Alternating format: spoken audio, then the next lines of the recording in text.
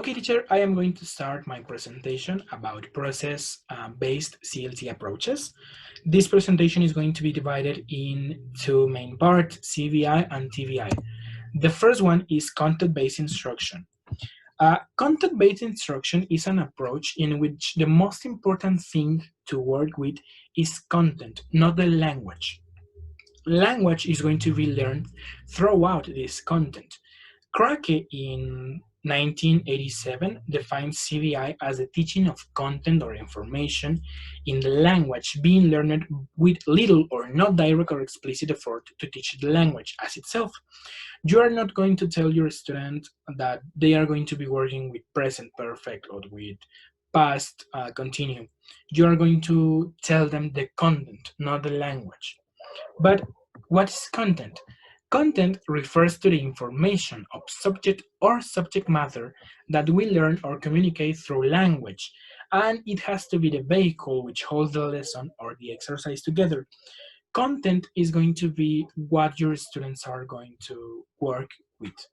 The most important thing here is that content-based teaching starts deciding the content, not the language. Commonly, we first decide the aspect of the language, maybe a verbal tense or something about grammar. But in this aspect, the most important thing is the content. You first decide the content, and with that, you start deciding what or which language you are going to work with. Content can be used with in four different ways. The first one is as a framework for a unit of work. In this part, CVA can be used in conjunction with any type of curriculum. It can be kind of a plus to your lessons.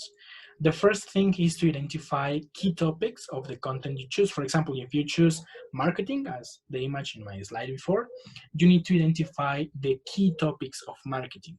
And then that you have identified those key topics, you are going to plan activities like reading, speaking activities, or grading reports about those topics, that theme. The second way is as the guiding principle for an entire course.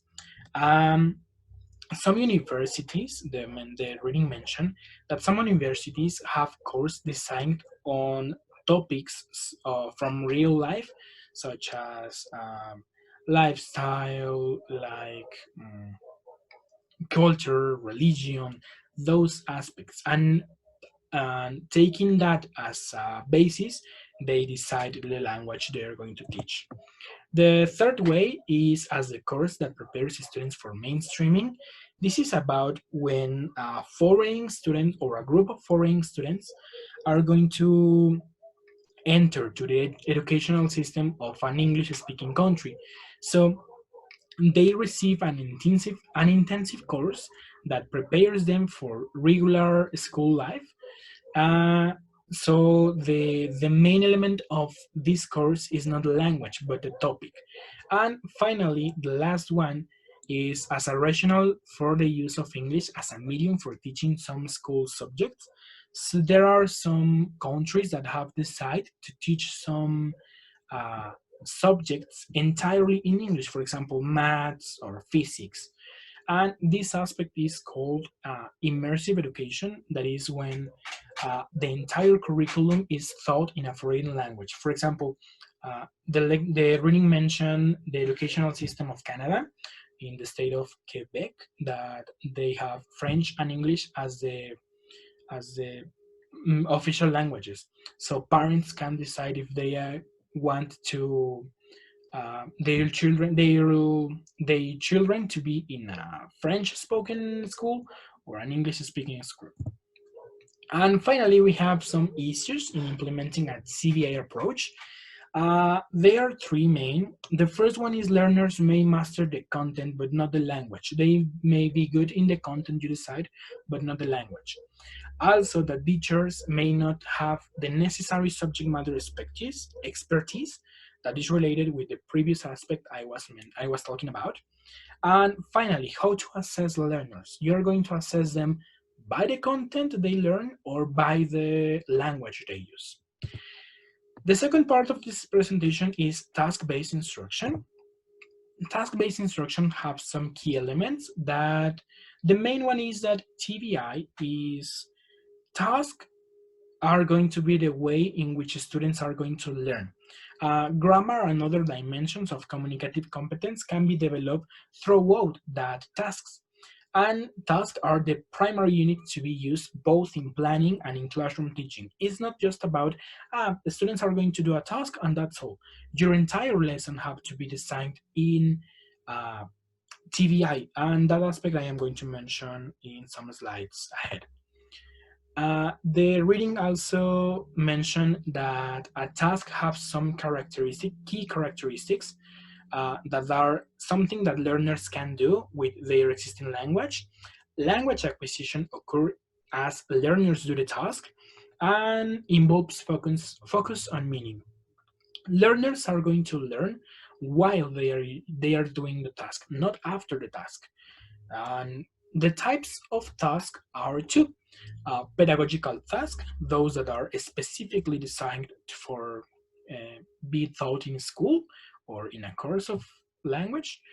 And the second one is real world tasks that reflect the real usage of the language, how students are going to find the language in the real world, well, outside the classroom. And those can be like role plays. Willis, in 1996, mentioned 6 types of tasks that are listing task, doing a list of things, sorting and ordering, doing a list, but in a hierarchical order, like most important, most relevant, that aspects. Third, comparing, that is when students compare 2 or more things. Problem solving, students read a problem and suggest a solution, like you give a reading or they listen something and they suggest a solution. Sharing personal experiences, students share their experiences, and with the classroom, they discuss, they give suggestion, advices, that aspect. And the last one, creative task. That is when students are asked to use their creative thinking to complete the task. Something important to mention is that drills, close activities, controlled writing activities, and some other activities that are really common are not recommended for teaching TVI because they are not tasks. And TVI, the relation with PPP is that advocates of TVI reject that methodology because they say that it doesn't work and it doesn't reflect the current understanding of second language acquisition. Like PPP doesn't reflect the real use of the language, and they claim that students do not develop fluency or progress in their grammatical development through PPP. Like PPP is not going to help them to develop language fluency or accuracy. So instead of PPP, they propose a sequence of activities that are conformed by 3 pre-task activities. The topic is introduced. This is the first part.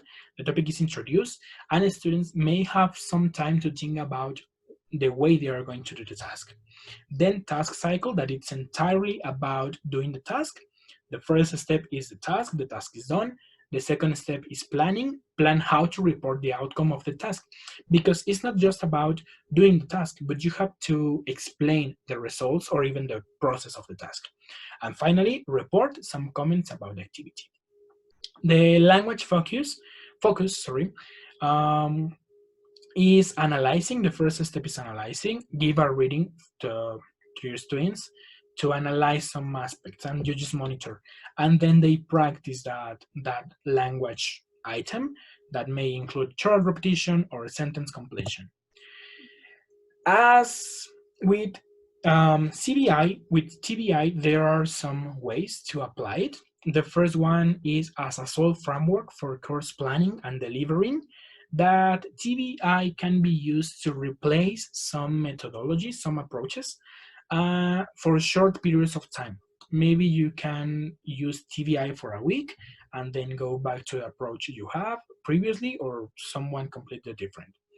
As a component of a course, can be used to develop general communication, like tasks are going to be just an element of your lesson.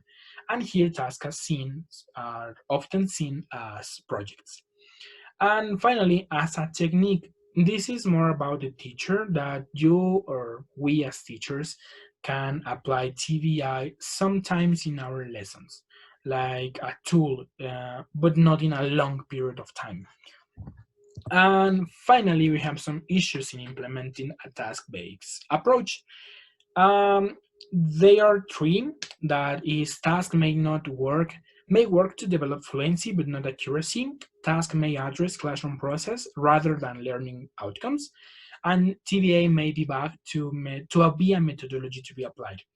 This is that sometimes students may center their attention in the task as itself and not in the language, maybe in the process. If they are going to do a list of aspects, they are going to center in that list and not in the language.